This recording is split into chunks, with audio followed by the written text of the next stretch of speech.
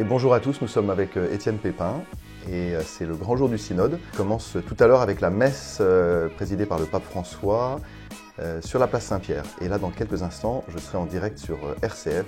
Monseigneur Cobière, quelles sont les autres grandes questions dont vous allez débattre avec les autres pères synodaux? Alors, moi j'aime pas trop prévoir ce qui va se passer au synode. Je voudrais qu'on soit cœur ouvert au début de ce synode et pas vouloir se dire bah tiens ça va se passer comme ça, il va y avoir telle question d'aborder, il y aura telle réponse. Non, rien n'est prévu et j'espère que de très belles choses et des choses très nouvelles vont jaillir de ce synode. C'est pour ça que j'arrive avec, j'allais dire aucune attente, mais beaucoup d'espérance.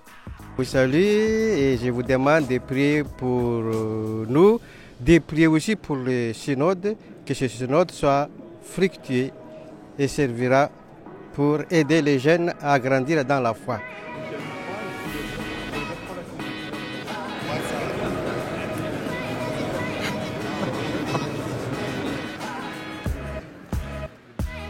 Je suis avec un jésuite japonais, on ne dirait pas comme ça, hein, mais c'est un jésuite de la province japonaise qui a été nommé archevêque de Luxembourg. Voilà, bonjour père. Alors, qu'est-ce que vous avez à dire aux jeunes Français et puis quelles espérances vous avez pour le synode? J'ai beaucoup d'espoir pour le synode, parce que tout d'abord pour dire aux jeunes qu'ils sont vraiment le centre d'intérêt des évêques. Le monde de demain sera tout à fait différent de celui que moi j'ai connu, mais j'ai confiance en Dieu et j'ai confiance dans les jeunes.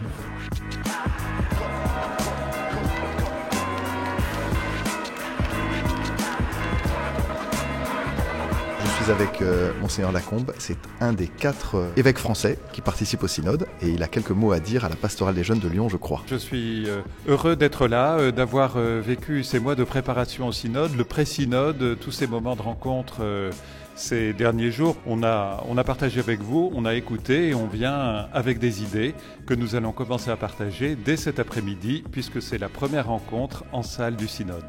Et voilà, c'est notre première séance au synode. Je suis à côté de Monseigneur Lacombe et je suis à côté d'un ami évêque libanais. Salut!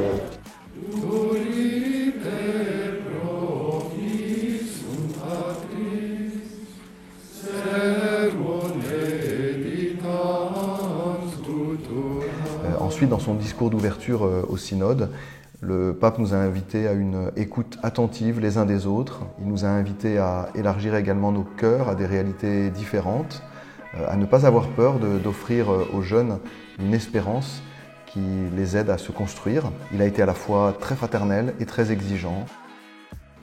Apprenons aux jeunes à recevoir la sexualité avant tout avec bonheur, comme un cadeau et non pas comme un obstacle ou un ennemi. Elle est un allié puissant à leur bonheur, y compris pour ceux qui ont choisi de vivre l'abstinence et le célibat. La sexualité est importante et bonne lorsqu'elle est au service de ce qu'il y a de meilleur en nous. Il me semble aussi que nous devons réaffirmer le sens profond de la chasteté, qui ne définit pas un état de vie, mais doit être vécu par tous comme un ajustement réaliste et respectueux aux personnes qui permet l'amour véritable.